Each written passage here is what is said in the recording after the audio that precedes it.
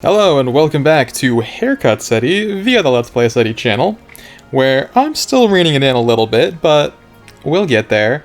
And I think the same is true with that Dark Season defense, so let's take a look at it, because once again, guess who forgot to record until 20 minutes before the end of season? That's right, it's me. But between you and me, maybe I have a tendency to talk too much, maybe it's a good thing to have that time pressure.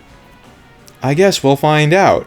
But, to unlock the premium version of this episode, where you get a free 5-star on the next banner, click the subscribe button. Alright? Cool. Great deal. You won't regret it. In fact, you'll appreciate it. Let's see what happened here. Golveg Simp was the first challenger.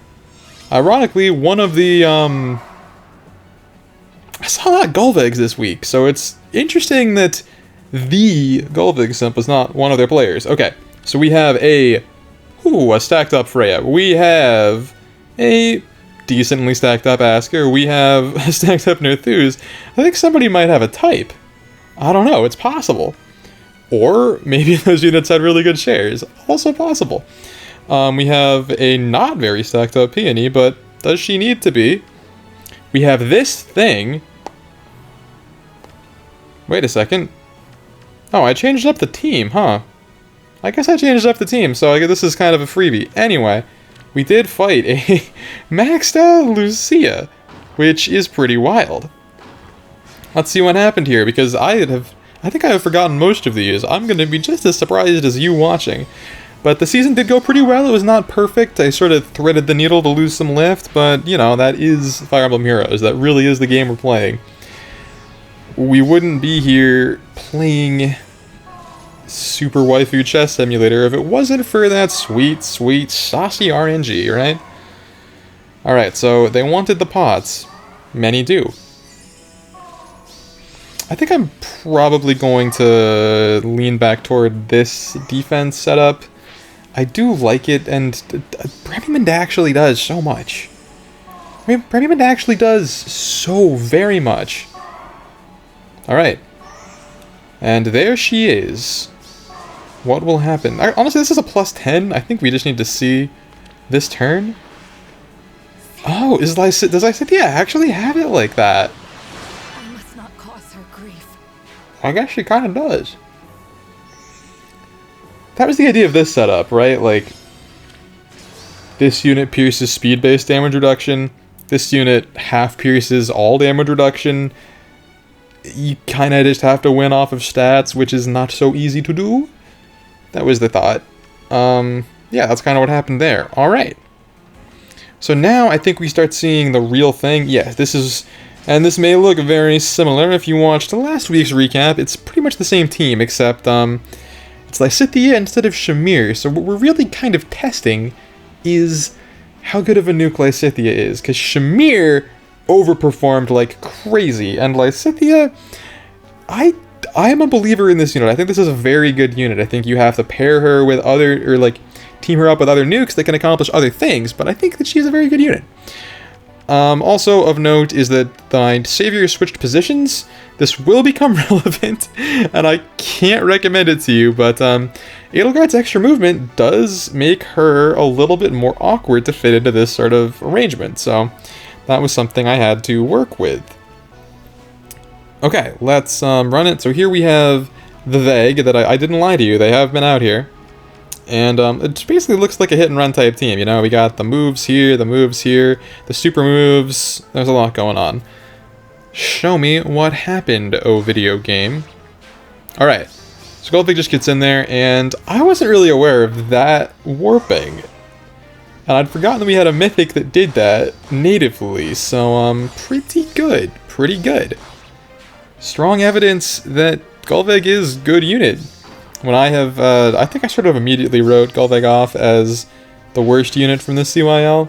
May still be true, but definitely I've been impressed by the things people are doing with her. Being the worst unit in the CYL is like being a 98 versus 100, you know? It just only matters in very particular contexts. So that is what happens there. Corrin just is... Bonus Corrin is just nuts. Because the fact is, this unit just has so much speed and stats and damage reduction that she still has a player phase. She can still just do stuff. Lysithea doesn't even have to get involved. Next turn, I think she does. I don't think there's a way to clear enough out, and this is a pretty annoying formation, all things considered, but that's kind of the way it goes. Alright, now we have Key Ring. Not Kieran, but Key Ring. If I had my keys in my pocket, I would do a gag with that, but I don't want you to know what kind of car I drive. That's no one's business. So, ooh, we got the thing. Somebody is here doing the thing. I guess he's just a bonus unit, though, because this team doesn't really look like it's save-pilled. I mean, like, Dimitri can near-save, but you also have near-save. So, it's just the CY... This is really the CYL Brigade, featuring Kagero. And some mythics. Okay. Show me what your approach was. I'm quite curious. Can Sora just go toe-to-toe with Corrin? Is that a thing? Oh. Someone didn't respect the range. It's over before it started. Fighting it out? No. That happens sometimes.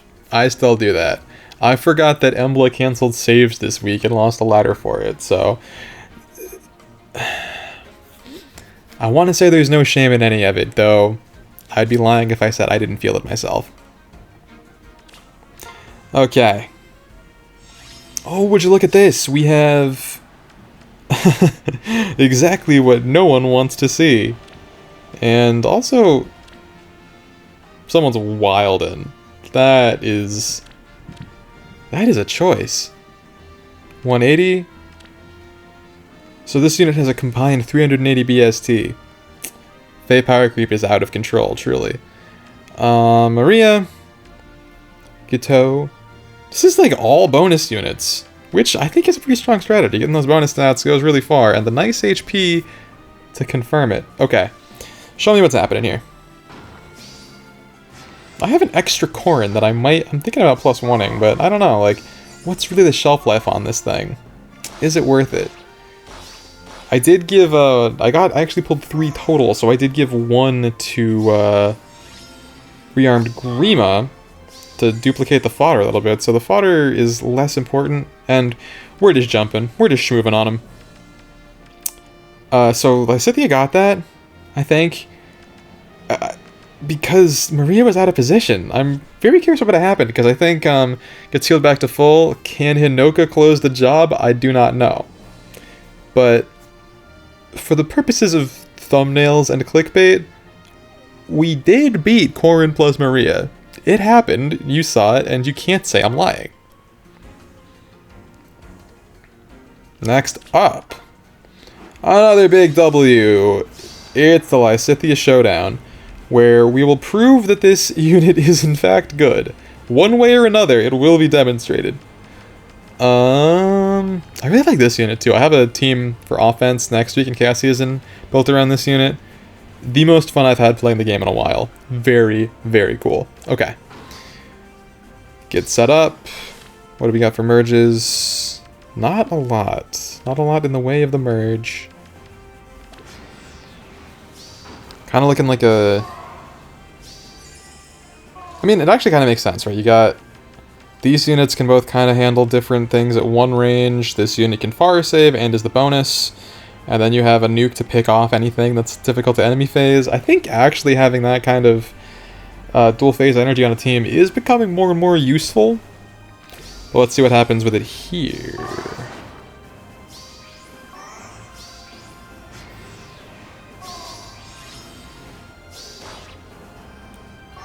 Lysithea? Just to clarify, that was the non-special hit that did 52. In case anyone wasn't keeping score, now you know that. Okay, and here they have... Ooh, the sweeps. I was going to get vantaged, but the sweeps. But Lysithea is still doing it to it.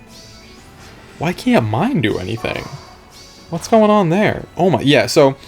I really do think she had a chance to finish that off on that other core. And I think even if Marie was in position, you know, could kind of make a pretty big impression with that second hit Deadeye. Anyway, forced to surrender there. That was this one, I think? Yeah. Alright. Now for the next one, we do actually have to turn on animations, and you will see why, and you will agree that it is a worthy spending of the time. Because, look at this team comp. Seems normal, right? Well, let's click a few extra buttons. First of all, there's this, which... I mean, you already have a bonus unit. Though they are in the extra position, but you could change the...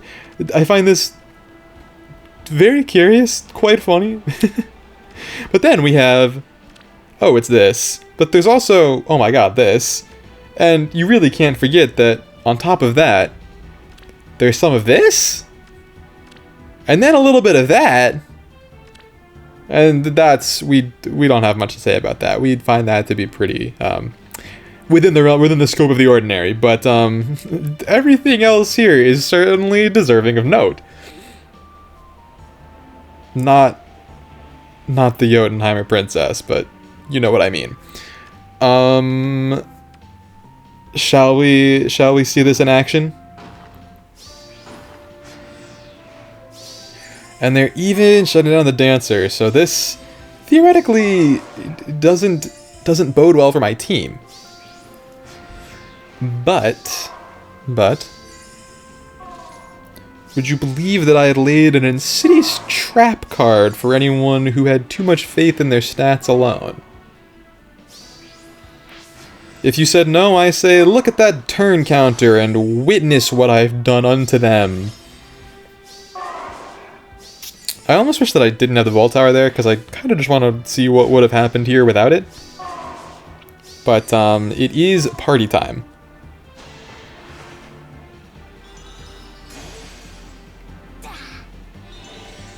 So, they lost 30 HP to that Vault Tower. I'm pouring. Do we go over? Still not enough. I think it still would have gotten there. I think it might have still gotten there on that second hit, on that fourth hit. I need some shade. And that, I have a feeling that that second hit would have really come through clutch. Tough to say, really, tough to say. But, Aleer really demonstrating those stonks and why Joel talks about this being the new Omni-Tank GOAT in the game.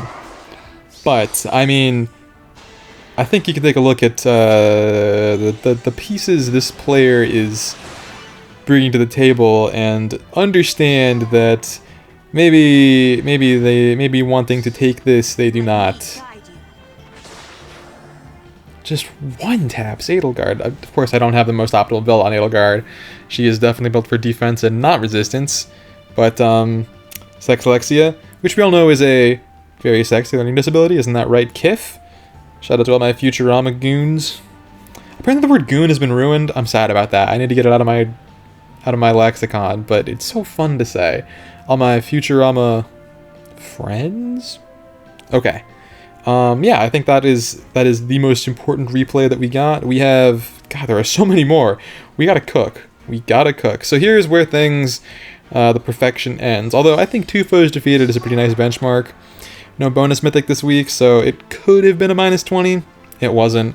We certainly threaded the needle to lose more lift than that, though. Okay. It's another gully. And definitely big hit and run energy with some Gale Force on the side. I don't want to say the thing I always say, but look who's here. Of course, when the text is no longer yellow, he has to be here. That's simply the way the game goes. Careful with this.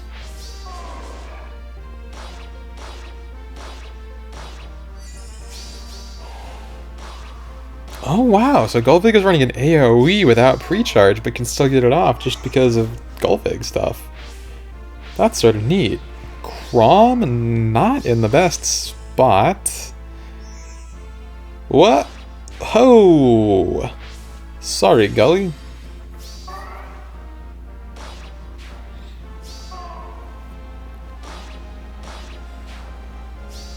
And he's just gonna slither away. Ooh, his Kanto has been controlled. Oh my god, he's going all the way. Who do you go after, Medeus? The one tap on Peony. And from here they can finish it in any million ways. It's sad we had to take down the fairy, but let this guy get away. That's just not what I want to see. Oh well. Okay, and now we have this. It's been a week where we saw some very impressive units. And, uh-oh. I know the season will end soon. You don't have to tell me twice.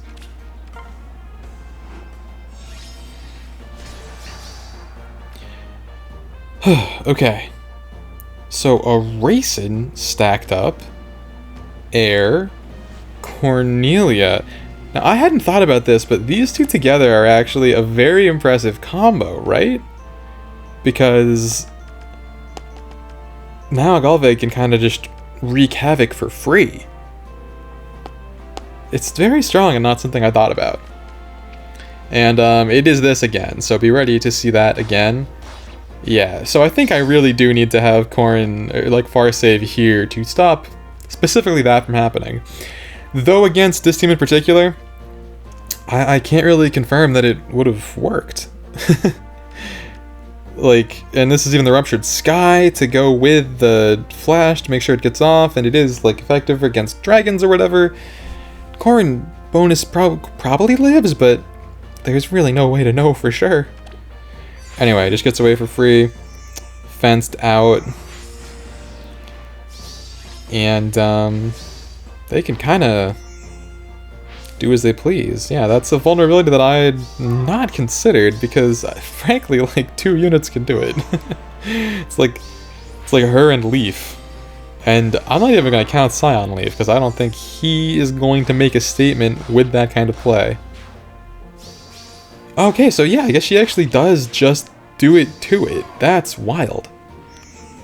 Though Corrin would be a bit better set up, perhaps a bit better supported. I don't know. I thought my double drive speed strategy was pretty genius, but apparently I've been misguided in that. And from here, you know, they can kind of just do whatever, get through, finish it off, and that's that. We have 4 more to get through, and there are only 5 minutes to do it. We gotta cook. Mr. V, right? That's what that said? So it's this unit, who I do think has some real applications on offense. It's another hit and run. No one wants to tank this anymore. I just want to see how this unit stacks up, and no one wants to give me the data except for that plus 10 Brave Corrin, I guess. I guess that's a little bit of information. Definitely hitting, definitely running, and finish 3, because what's the difference, really?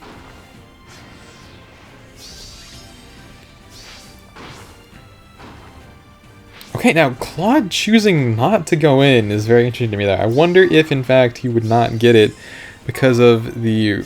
Oh, she didn't even have the reduction on specials, so I think it should have been free for him. Robin, good unit, in case anyone was wondering. Yeah, really interesting to not go for Corrin there. I would think the second lethality clears, right? Am I crazy there? Anyway, Hinoka's movement remains unpredictable. I like that unit. I think that's a pretty good unit right there. And that's enough. So here, look at how we threaded the needle on this. Minus 60 success, minus 60 success. Would have been a minus 60. End of the season, kind of crazy. And look at this, it's another Gully. She really was the winner of CYL. You can see it in in the frequency. And look, they even got an extra copy for that. There's Gulvig all around us. So this is the team. We gotta just go fast, fast, fast. Also a lot more Milla than I expected. I feel like she was very out of the meta for a while, and now people are just, I mean, I guess when hit and run is the cool way to be. Oh, Flared Sparrow cancels her terrain, doesn't it? Yeah. That does that does make an argument against using her, doesn't it?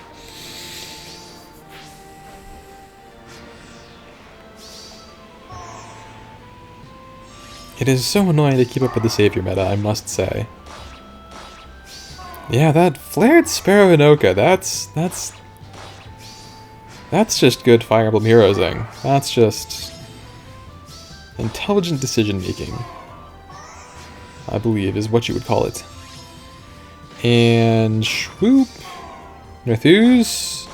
No. Obviously that's gonna be a Gulvig play. Uh-oh. We have to see the success. We have to go fast. That's another one of these. We got some of this. No refine. What happens here? Go, go, go, go, go. Fast, fast, fast.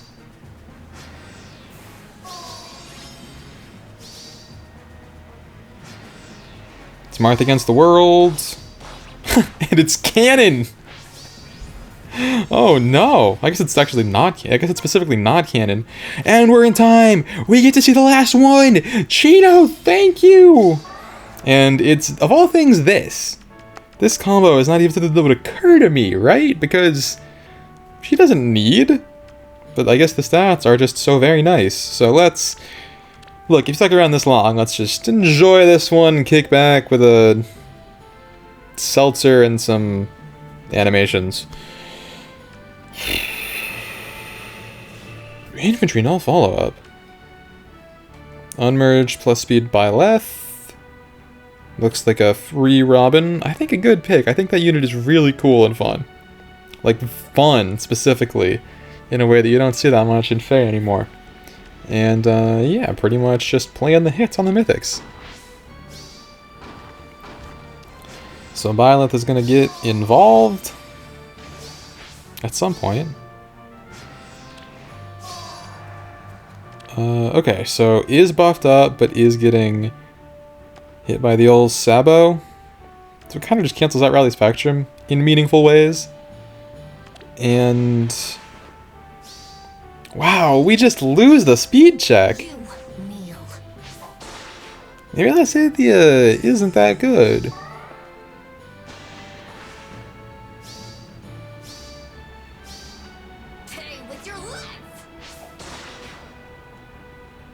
Sometimes that's the way it goes. And Corrin, what can you do?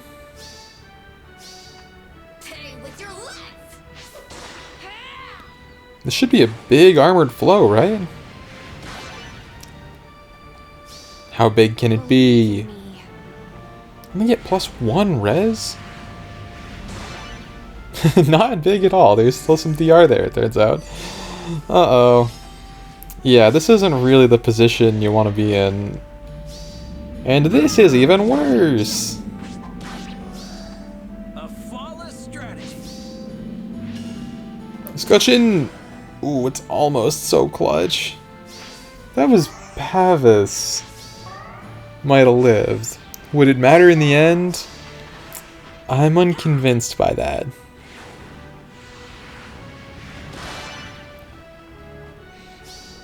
Yeah, he barely takes the full damage of one hit, and that's going to hurt. That lower defense plus piercing combo on this dude is certainly a factor. Nintendo 64? And might as well be a Ting. He's gonna heal it right back. Swoop! The original 151 for the fans. And even stalling out Triage would add insult to injury. You hate to see it! They go for pots? Oh yeah. Oh, I'm getting stalled in a big way.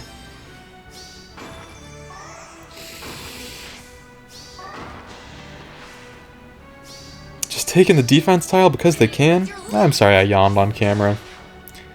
It's been a weird couple of nights on the sleep front, unfortunately. So Chino did it to me. I got. What a way to end the season. Such a strange unit. Not really a Vantage unit, not really a tank. I often just accidentally beat this without thinking about it, but today I didn't have it. I just didn't have it. So that is that. End of the season. Get ready for Chaos. I'm very excited for Chaos. I think my stuff for Chaos this week is nice. Maybe some offense videos. I don't know. You already subscribed to get here, right? You wanted that 5-star. It was a compelling argument. So thank you for that.